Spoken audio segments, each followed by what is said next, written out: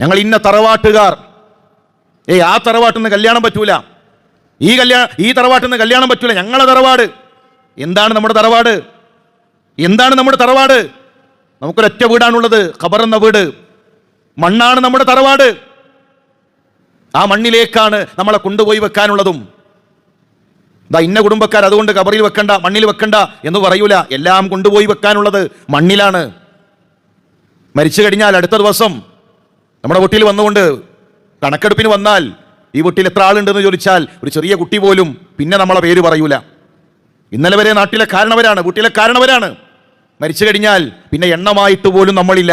കിടന്ന കട്ടിൽ വരെ കുടുംബക്കാരെ കെടുക്കും. ആ കിടന്ന കട്ടിലും റൂമും അതെല്ലാം കഴുകി വൃത്തിയാക്കും. ചില ആളുകൾ ആ കുളിപ്പിച്ച സോപ്പ് വരെ പിന്നെ എടുക്കൂല. ഒന്നുമില്ല, എല്ലാം കഴിഞ്ഞു. മണ്ണിൽ വെക്കുന്ന മയ്യത്താണ് ഞാനും നിങ്ങളും. അതുകൊണ്ട് തറവാടിന്റെ പേരിൽ, കുലത്തിന്റെ പേരിൽ മഹിമ നടിക്കേണ്ടതില്ല.